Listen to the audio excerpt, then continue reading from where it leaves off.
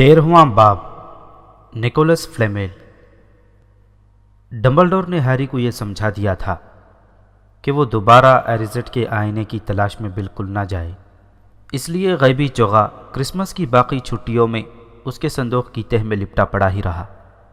Harry سوچ رہا تھا کاش اتنی ہی آسانی سے وہ آئینے میں دکھائی دینے والی باتوں کو بھی فراموش کر پاتا، لیکن وہ ایسا نہیں کر پایا۔ اسے برے خوابوں نے گھیر لیا تھا۔ کوئی رات ایسی نہیں تھی جب وہ عجیب اور دل دہلا دینے والے خواب نہ دیکھتا تھا۔ اس سلسلے کے آغاز نے ہیری کو کافی حد تک پریشان کر ڈالا تھا۔ ان خوابوں میں وہ بار بار دیکھتا تھا کہ اس کے والدین سبز روشنی کی دھاروں میں غائب ہو رہے تھے، جبکہ کوئی آدمی تیز آواز میں قہقہے لگا رہا ہے۔ جب ہیری نے رون کو ان خوابوں کے بارے میں بتایا تو اس نے فوراً کہا، دیکھو ڈمبلڈور صحیح کہتے تھے، وہ آئینہ کسی کو بھی پاگل کر سکتا ہے۔ ہرمائنی اسکول شروع ہونے سے ایک دن پہلے ہی لوٹ آئی تھی۔ اس نے ان واقعات کو ایک الگ نظریے سے ہی دیکھا تھا۔ ایک طرف تو وہ یہ جان کر بھونچا کر رہ گئی کہ ہیری 3 راتیں لگاتار اپنے بستر سے نکل کر پورے اسکول میں آوارہ گردی کرتا رہا۔ اگر فلچ نے تمہیں پکڑ لیا ہوتا تو؟ دوسری طرف اسے بے حد مایوسی ہوئی تھی کہ ہیری کو کم از کم یہ تو پتہ لگا لینا چاہیے تھا کہ نکولس فلیمیل کون تھا۔ انہیں اب یہ امید نہیں تھی کہ وہ لائبریری کی کسی کتاب میں فلیمیل کا نام تلاش کر پائیں گے۔ ویسے ہیری کو اب بھی یقین تھا کہ اس نے یہ نام کہیں پر پڑھا تھا۔ جب اسکول شروع ہو گیا تو وہ ایک بار پھر وقفوں کے دوران 10 منٹ تک کتابیں چھاننے کے کام میں جٹ گئے۔ ہیری کو باقی دنوں سے بھی کم وقت ملتا تھا کیونکہ کوڈج کی مشقیں دوبارہ شروع ہو گئی تھیں۔ ووڈ اس بار ٹیم سے پہلے سے زیادہ محنت کروا رہا تھا۔ اب برف گرنے کے بجائے تیز بارشوں کا سلسلہ شروع ہو گیا تھا، لیکن لگاتار سرد بارشیں بھی ووڈ کے جوش و خروش کو ٹھنڈا نہیں کر پائیں۔ ویزلی بھائی شکایت کرتے دکھائی دیے کہ ووڈ پاگل ہو گیا ہے، مگر ہیری کے خیالات بالکل ووڈ جیسے تھے۔ اگر وہ ہفل پف کے خلاف اپنا اگلا میچ جیت لینے میں کامیاب ہو جاتے ہیں تو وہ 7 سال بعد پہلی بار فریقی چیمپئن شپ میں سلیدرین کا ریکارڈ توڑ دینے میں کامیاب ہو جاتے اور ایک بار پھر سلیدرین سے آگے نکل جاتے۔ کڑی محنت کرنے کے پیچھے جیتنے کی امید تو تھی ہی، اس کے علاوہ ہیری دن بھر کی پڑھائی اور کوڈج کی مشقوں کے بعد اس قدر تھکاوٹ کا شکار ہوتا کہ بستر پر لیٹتے ہی اس کے گھوڑے بک جاتے تھے، جن کی وجہ سے برے خوابوں کے سلسلے میں بھی کمی واقع ہو گئی تھی، جو کہ زیادہ فرحت بخش احساس تھا۔ پھر ایک دن جب موسم بہت زیادہ ابر آلود اور میدان کیچڑ سے لت پت تھا، مشقوں کے دوران ووڈ نے تمام کھلاڑیوں کو بے حد بری خبر سنائی، جسے سن کر ہر ایک کے چہرے پر سراسیمگی پھیل گئی۔ ووڈ اس دن ویزلی بھائیوں سے بے حد خفا تھا کیونکہ وہ ایک دوسرے پر غوطے مارتے ہوئے بمباری کر رہے تھے اور اپنے پہاڑی ڈنڈے سے گرنے کی اداکاری کر رہے تھے۔ مستی مت کرو ویزلی، ووڈ چیخ کر بولا، اسی طرح کی حرکتوں سے ہم میچ ہار جائیں گے۔ اس بار سنیپ ریفری کے فرائض انجام دے رہا ہے اور ان کی پوری کوشش رہے گی کہ بہانے سے گریفنڈور کے پوائنٹس کم کر سکے۔ یہ سن کر جارج ویزلی تو سچ مچ اپنے باہری ڈنڈے سے گر گیا۔ سنیپ ریفری بن رہے ہیں؟ وہ کیچڑ میں لتھڑے ہوئے منہ سے چیخا۔ سنیپ کوڈج کے میچ میں پہلے کب ریفری بنے تھے؟ اگر ہم سلیدرین سے آگے نکلنے کی کوشش میں ہیں تو وہ کبھی انصاف سے کام نہیں لے گا۔ باقی کھلاڑی بھی نیچے اتر آئے اور جارج کے ساتھ کھڑے ہو کر شکایت کرنے لگے۔ یہ میری غلطی نہیں، ووڈ نے کرخت لہجے میں کہا، ہمیں تو صرف اس بات کا پورا دھیان رکھنا ہوگا کہ ہم صاف ستھرا کھیل کھیلیں تاکہ سنیپ کو ہمارے خلاف کوئی بہانہ نہ مل سکے۔ یہ تو ٹھیک تھا، ہیری نے سوچا، لیکن ایک اور وجہ بھی تھی جس کے باعث وہ سنیپ کے آس پاس رہنے پر کوڈج نہیں کھیلنا چاہتا تھا۔ ٹیم کے باقی کھلاڑی مشق کے بعد ہمیشہ کی طرح ایک دوسرے سے باتیں کرنے کے لیے میدان میں رک گئے تھے، مگر ہیری وہاں سے سیدھا گریفنڈور کے ہال میں پہنچ گیا، جہاں اس نے رون اور ہرمائنی کو شطرنج کی بازی لگاتے ہوئے دیکھا۔ شطرنج اکلوتی ایسی چیز تھی جس میں ہرمائنی ہمیشہ ہار جاتی تھی۔ ہیری اور رون دونوں کا ہی مشترکہ خیال تھا کہ یہ اس کی واحد کمزوری تھی۔ جب ہیری نے ان کے پہلو والی نشست سنبھال لی تو رون بولا، ذرا 1 منٹ رکو، مجھ سے کوئی بات نہ کرنا۔ اسی لیے میں اس کی نگاہ हैरी के चेहरे पर पड़ी तो चौंक कर बोला, तुम्हें क्या हुआ? तुम्हारी हालत बहुत ख़राब दिखाई दे रही है। कोई दूसरा ना सुन ले इसलिए अपनी आवाज़ धीमी रखते हुए हैरी ने उन दोनों को बताया कि स्नेप के दिमाग में क्विडिच का रेफरी बनने की ख्वाहिश अचानक जाग उठी है। तो तुम खेलने से मना कर दो, हरमाइनी ने जल्दी से कहा। कह दो कि तुम बीमार हो, रॉन ने बात बढ़ाई। अपनी टांग टूटने की अदाकारी करो, हरमाइनी ने सलाह दी। अपनी टांग सचमुच ही तोड़ लो। रॉन काफ़ी आगे बढ़ गया। मैं ऐसा नहीं कर सकता, हैरी ने झिंझलाकर कहा। हमारे पास कोई इजाफी खिलाड़ी नहीं है। अगर मैं नहीं खेलूंगा तो ग्रिफिंडोर तो खेल ही नहीं पाएगा। इसी लम्हे नेविल गिरते पड़ते फुदकता हुआ हॉल में पहुंचा। कोई नहीं समझ पाया कि वो किस तरह तस्वीर के सुराख में से अंदर आने में कामयाब हुआ था, क्योंकि उसके दोनों पैर बंधे हुए थे। वो फौरन समझ गए कि पैरों पर बांधने वाली जादुई कलीमे का इस्तेमाल किया गया था, जिसकी वजह से उसके दोनों पैर आपस में चिपक कर रह गए थे। वो ग्रिफिंडोर के हॉल तक तमाम रास्ते कूदता फुदकता हुआ आया होगा। हरमाइनी को छोड़कर सभी लोग उस पर हंसने लगे। हरमाइनी उछलकर खड़ी हुई और उसने अपनी छड़ी घुमाई और नेविल की तरफ झटकी। उसने पैर खोलने वाला जादुई कलीमा पढ़ा, जिसके बाइस अगले ही पल नेविल के दोनों पैर जादुई बंदिश से आज़ाद हो गए। वो अब अपने पैरों पर खड़ा हो गया। उसका जिस्म अभी तक दहशत से बुरी तरह कांप रहा था। क्या हुआ था? हरमाइनी ने उससे पूछा और उसे हैरी और रॉन के पास ले जाकर बिठा दिया। मैलफॉय, नेविल ने कांपते हुए बताया। वो मुझे लाइब्रेरी के बाहर मिला था। उसने कहा कि वो उसकी मशक करने के लिए किसी को ढूंढ रहा था। प्रोफेसर मैगोनल के पास जाओ, हरमाइनी ने नेविल को मशवरा दिया। उसकी शिकायत करो। नेविल ने इनकार में सर हिलाया। मैं अपने आप को और ज़्यादा मुश्किल में डालना नहीं चाहता, वो सहम कर बड़बड़ाया। तुम्हें उसका बंदोबस्त करना पड़ेगा नेविल, रॉन ने गुस्से से कहा। उसे लोगों को अपने कदमों तले रौंदने की आदत पड़ चुकी है, लेकिन यह तो कोई वजह नहीं है कि तुम उसके सामने झुक जाओ और उसका काम आसान कर दो। मुझे ये बताने की ज़रूरत नहीं है, मुझमें ग्रिफिंडोर में रहने के लायक बहादुरी बिल्कुल मौजूद नहीं है। मैल्फॉय ये काम पहले ही कर चुका है, नेविल ने रुंधे हुए गले से कहा। हैरी ने अपने चोगे की जेब में हाथ डालकर टटोला और एक चॉकलेटी मेंढक निकाला। यह उस पैकेट का आखिरी मेंढक था जो हरमाइनी ने उसे क्रिसमस पर दिया था। उसने उसे नेविल की तरफ बढ़ा दिया, जिसे देखकर लगता था कि वो बस अभी रोने ही वाला था। तुम अकेले 12 मैल्फॉयों के बराबर हो, हैरी ने उसकी तरफ देखकर कहा। बोलती टोपी ने तुम्हें कहीं और भेजने के बजाय बहादुर ग्रिफिंडोर में भेजा था, है ना? और मैल्फॉय कहाँ है? स्लिदरिन में, जहाँ मक्कारी और धोखा भरा हुआ है। चॉकलेटी मेंढक का कागज़ फाड़ते हुए नेविल के चेहरे पर हल्की सी मुस्कान उभरी। शुक्रिया हैरी, मुझे लगता है अब मुझे बिस्तर पर चले जाना चाहिए। क्या तुम्हें ये कार्ड चाहिए? तुम कार्ड इकट्ठे करते हो, है ना? नेविल ने एक कार्ड उसकी तरफ बढ़ाया। जब नेविल चला गया तो हैरी ने मशहूर जादूगर वाले कार्ड की तरफ निगाह डाली। एक बार फिर डंबलडोर, उसने कहा। पहली बार भी मुझे वही मिले थे। हैरी ने गहरी सांस खींचते हुए कार्ड को पलट कर देखा, तहरीर पर नज़र डाली और फिर उसने रॉन और हरमाइनी की तरफ देखा। उसकी आंखों में गहरी चमक दिखाई दे रही थी।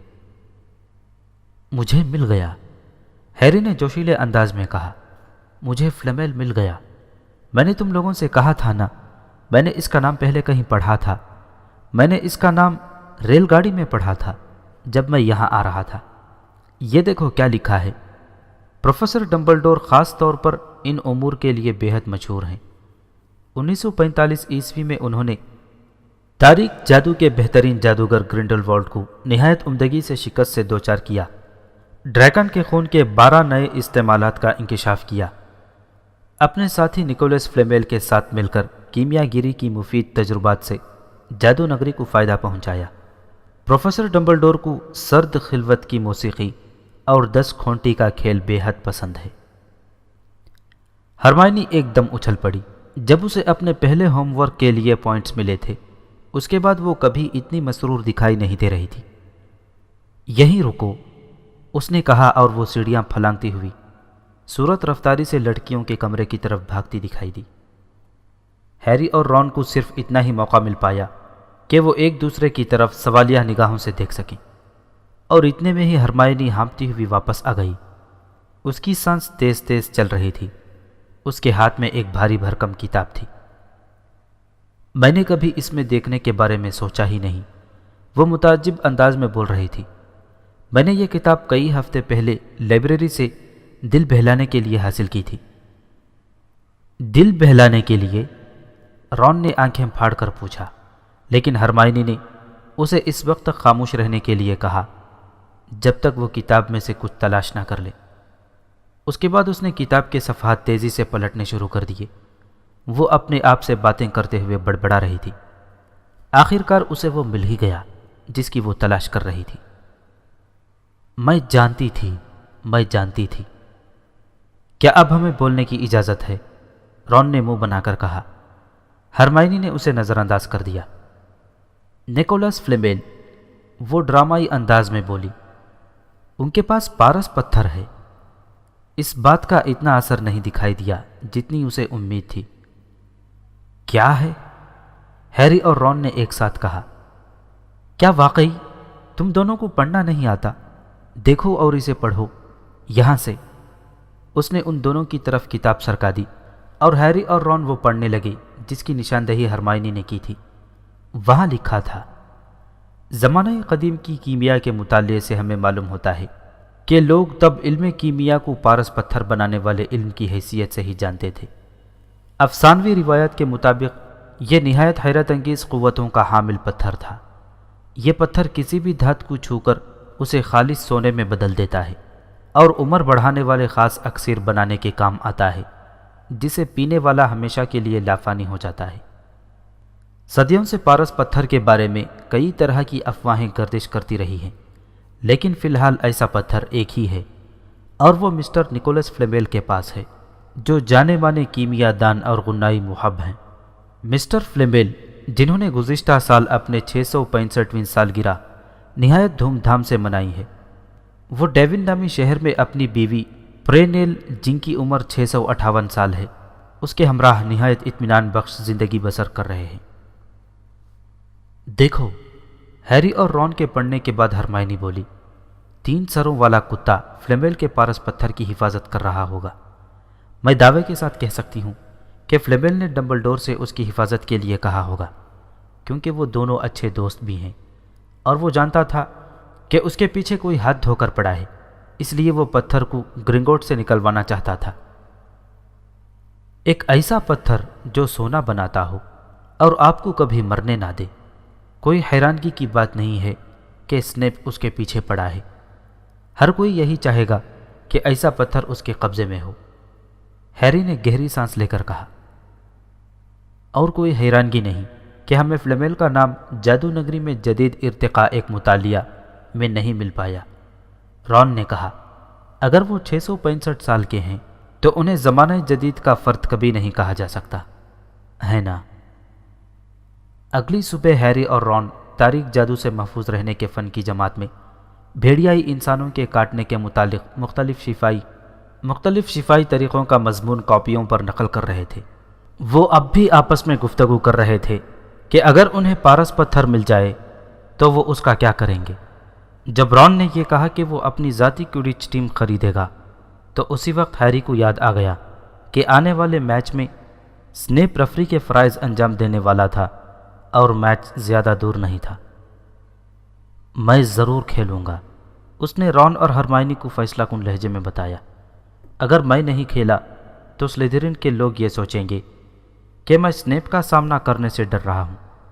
میں انہیں بتا دوں گا، اگر ہم جیت گئے تو ان کے چہروں سے مسکان اڑ جائے گی، بشرطے کہ وہ لوگ تمہیں میدان سے ہی نہ اڑا دیں۔ ہرمائنی نے اپنا خدشہ ظاہر کیا۔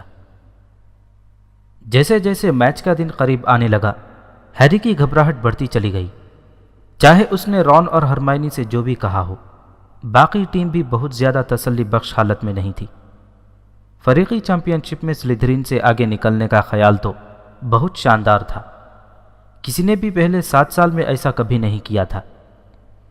لیکن کیا انہیں ایسا کرنے دیا جائے گا جبکہ ریفری اتنا جانبدار اور متعصب ہو؟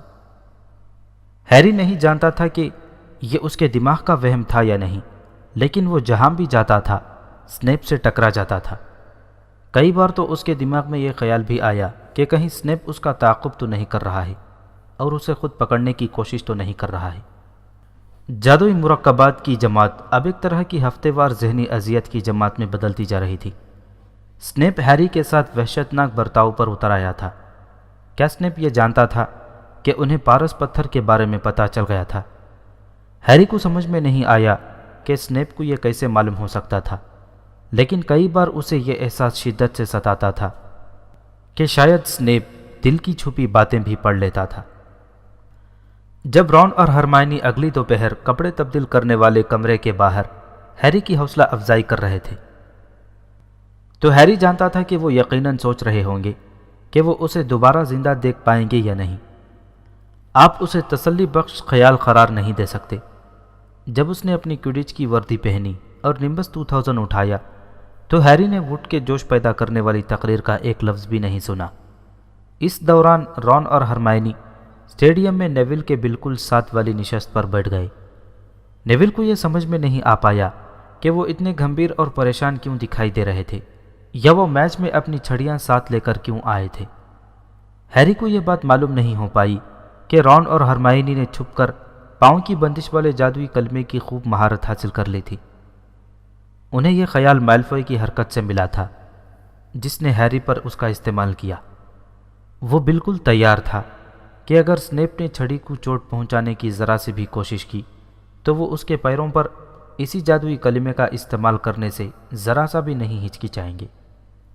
بھولنا مت، یہ انسانی حرکت میں مستعمل اہم بندش ہے، ہرمائنی نے بڑبڑاتے ہوئے کہا جب رون نے اپنی چھڑی اپنے بازو کے بالائی حصے پر گھمائی۔ بے فکر رہو، میں جانتا ہوں، بار بار مت بتاؤ، رون نے پلٹ کر جواب دیا۔ کپڑے تبدیل کرنے والے کمرے میں ووڈ ہیری کو ایک طرف لے گیا۔ میں تم پر دباؤ نہیں ڈالنا چاہتا پوٹر، لیکن آج ہمارے لیے سنہری چڑیا کو جلدی پکڑنا جتنا ضروری ہے اتنا پہلے کبھی نہیں تھا۔ اس سے پہلے کہ سنیپ ہفل پف کو زیادہ فائدہ پہنچائے، کھیل ہی ختم کر دو۔ پورا اسکول یہاں پر ہے، فریڈ ویزلی نے دروازے سے باہر جھانکتے ہوئے کہا، یہاں تک کہ قسم سے ڈمبلڈور بھی میچ دیکھنے آئے ہیں۔ ہیری کا دماغ قلع بازیاں کھانے لگا۔ ڈمبلڈور، اس نے کہا اور وہ دروازے تک دوڑتا گیا تاکہ اپنی آنکھوں سے دیکھ سکے۔ فریڈ سچ کہہ رہا تھا، سفید داڑھی پہچاننے میں کسی سے غلطی نہیں ہو سکتی تھی۔ ہیری کو اتنا اطمینان ملا، اس کا دل چاہنے لگا کہ وہ زوردار قہقہہ لگا کر ہنسے۔ وہ اب ہر طرح سے محفوظ تھا۔ ڈمبلڈور اگر دیکھ رہے تھے تو سنیپ ایسی کوئی حرکت کرنے کی ہمت نہیں کر سکتا تھا جس سے ہیری کو نقصان پہنچے۔ شاید اس لیے جب ٹیم میدان میں اتری تو سنیپ بہت غصے میں دکھائی دے رہا تھا۔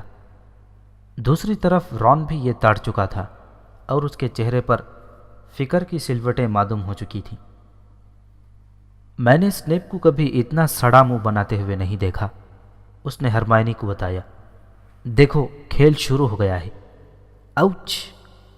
کسی نے رون کے گردن کے پیچھے کچھ چبھو دیا۔ رون نے فوراً مڑ کر دیکھا تو اسے میلفوئی کی صورت دکھائی دی۔ اوہ معاف کرنا ویزلی، تم مجھے دکھائی نہیں دیے تھے، میلفوئی نے خباثت سے مسکراتے ہوئے کہا۔ وہ کریب اور گوئل کی طرف دیکھ کر دانت نکال رہا تھا۔ میں سوچ رہا ہوں کہ اس بار پوٹر کتنی دیر تک اپنے باہری ڈنڈے پر ٹکا رہے گا۔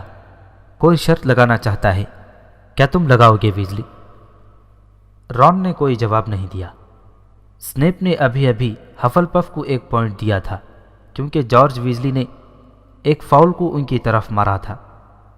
ہرمائنی جس کی تمام انگلیاں اس کی گود میں بندھی ہوئی تھیں، ہیری کو لگاتار دیکھنے میں مصروف تھی، جو کسی عقاب کی طرح میدان میں چاروں طرف چکر کاٹ رہا تھا اور سنہری گیند کو تلاش کرنے میں مصروف تھا۔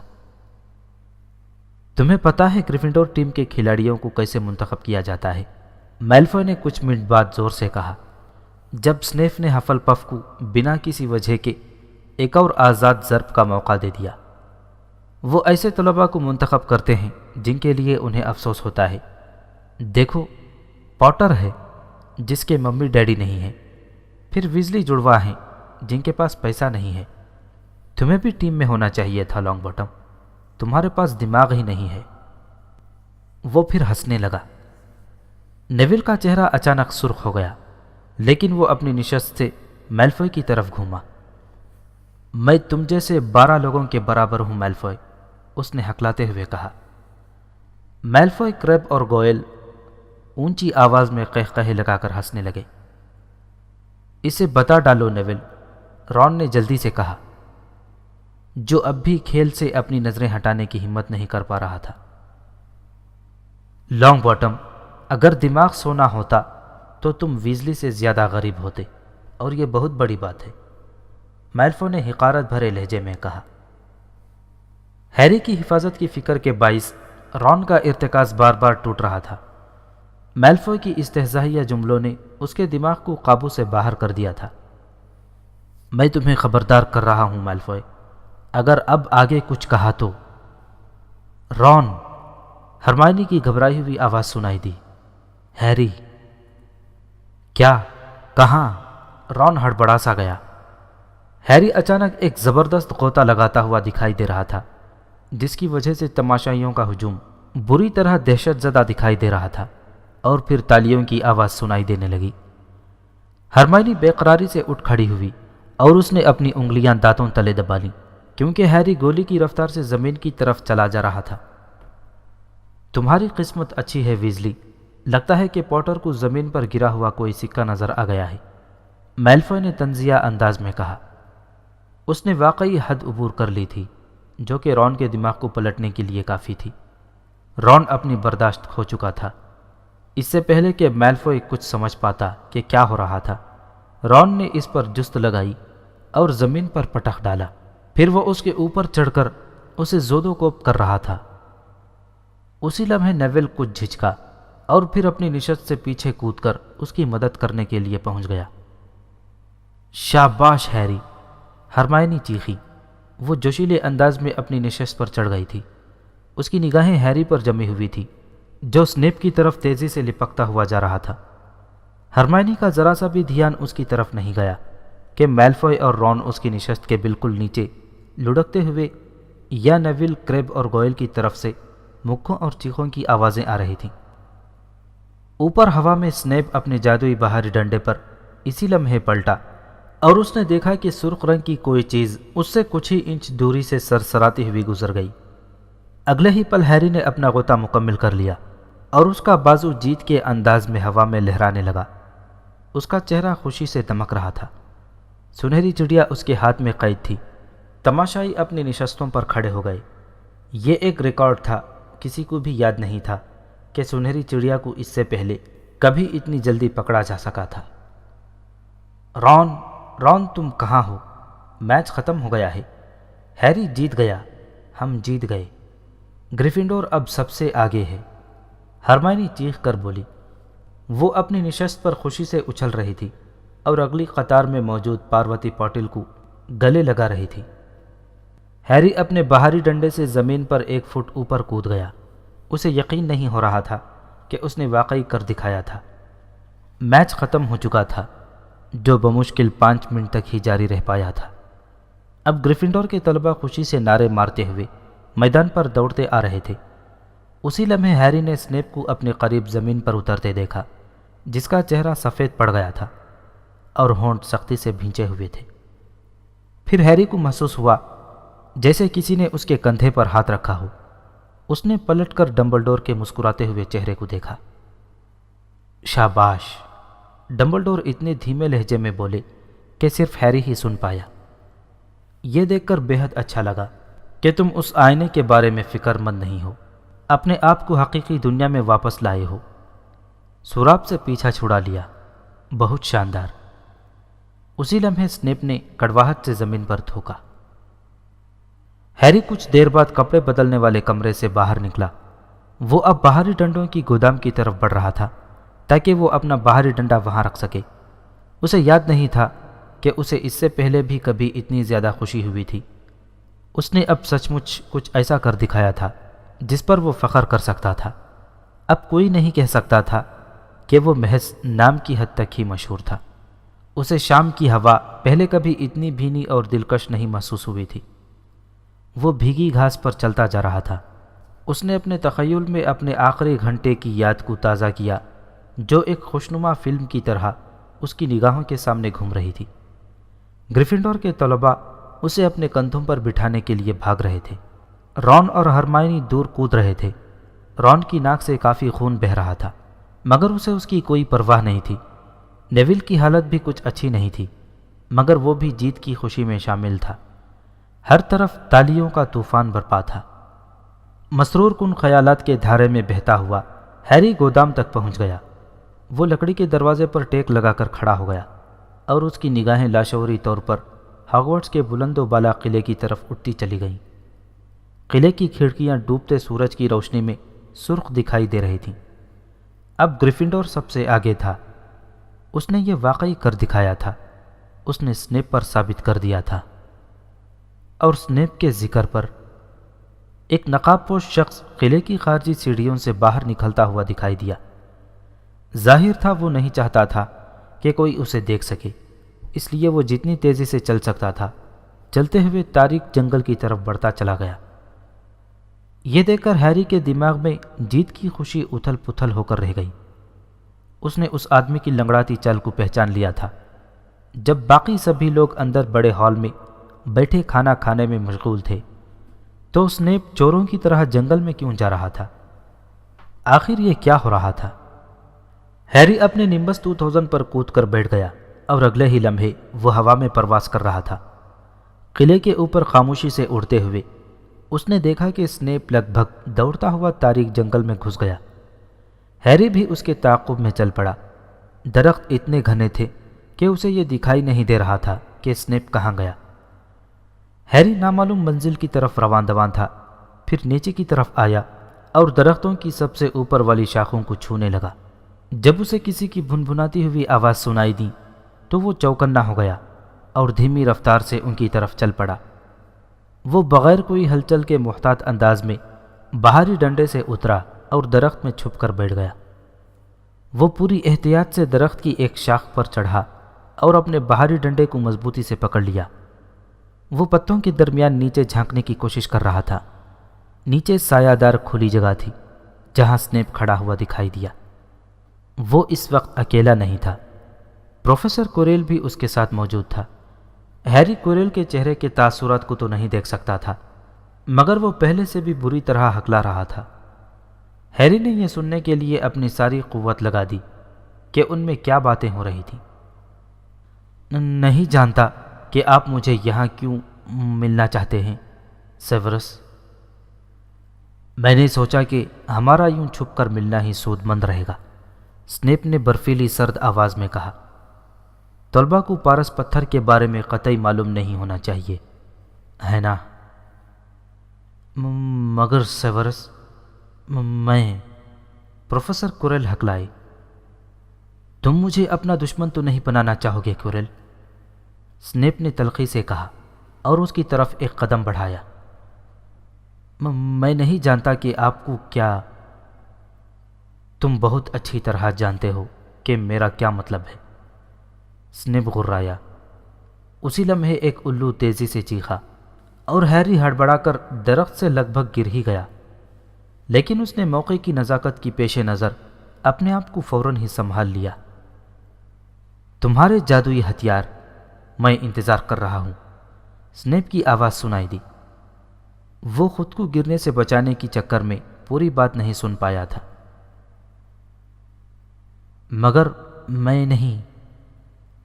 ٹھیک ہے، سنیپ نے اس کی بات کاٹتے ہوئے کہا، ہم جلد ہی ایک بار پھر ملیں گے، تب تک تم اچھی طرح سے سوچ بچار کر لو اور یہ فیصلہ کر لینا کہ تمہاری وفاداری کس کے ساتھ ہے۔ اس نے چوغے کو اپنے سر پر ڈالا اور وہاں سے چل دیا۔ اب تاریکی پوری طرح پھیل چکی تھی، لیکن ہیری دیکھ سکتا تھا کہ کوریل اب بھی خاموش کھڑا تھا جیسے وہ پتھر کا مجسمہ ہو۔ ہیری، اب تک تم کہاں تھے؟ ہرمائنی نے چھوٹتے ہی پوچھا۔ ہم جیت گئے، ہم جیت گئے، رون چیختے ہوئے بولا اور اس نے ہیری کی کمر ٹھونکتے ہوئے کہا، اور میں نے میلفوئی کی آنکھ کالی کر دی ہے۔ نیول نے کریب اور گوئل سے اکیلے نمٹنے کی کوشش کی۔ وہ اب ہسپتال میں بے ہوش پڑا ہے۔ میڈم پومفری کا کہنا ہے کہ وہ بالکل ٹھیک ہو جائے گا۔ سلیدرین کو مزہ چکھانے میں اب کیا کسر باقی رہ گئی ہے؟ ہال میں سب تمہارا انتظار کر رہے ہیں۔ ہم شاندار تقریب کا اہتمام کرنے والے ہیں، اور فریڈ اور جارج نے تو کچھ کیک اور باقی سامان باورچی خانے سے چرا لیا ہے۔ اس سب کو ابھی رہنے دو، ہیری نے ہامتے ہوئے کہا۔ چلو کسی خالی کمرے میں چلتے ہیں۔ کچھ کرنے سے پہلے میری بات سن لو۔ ہیری نے پہلے یہ اطمینان کرنا ضروری سمجھا کہ کمرے میں شرارتی بھوت پیوس تو موجود نہیں ہے، پھر اس نے دروازہ بند کر لیا۔ اس کے بعد ہیری نے انہیں بتایا کہ اس نے تاریک جنگل میں کیا دیکھا تھا۔ تو ہم بالکل صحیح تھے، وہ پارس پتھر ہی ہے، اور سنیپ کوئرل کو مجبور کر رہا ہے کہ اسے حاصل کرنے میں وہ اس کی مدد کرے۔ کیا اس نے پوچھا کہ وہ جانتا ہے کہ فلفی کو کیسے عبور کیا جا سکتا ہے؟ اس نے کوئرل کو جادوئی ہتھیاروں کے بارے میں بھی کچھ بتایا۔ مجھے لگتا ہے کہ فلفی کے علاوہ بھی بہت سی چیزیں پتھر کی حفاظت کر رہی ہیں۔ بہت سے جادوئی ہتھیار ہوں گے، اور شاید کوئرل بھی تاریک جادو سے محفوظ رہنے والے فن کا استعمال کرتے ہوئے کچھ نہ کچھ بندوبست کیا ہی ہوگا جسے سنیپ کو توڑنا ہوگا۔ یعنی تمہارا یہ مطلب ہے؟ ہرمائنی نے متحیر انداز میں کہا۔ پتھر اس وقت تک محفوظ ہے جب تک کوئرل سنیپ کے سامنے گھٹنے نہیں ٹیک دیتا، تب تو یہ اگلے منگل تک یہاں سے چلا جائے گا، رون نے کہا۔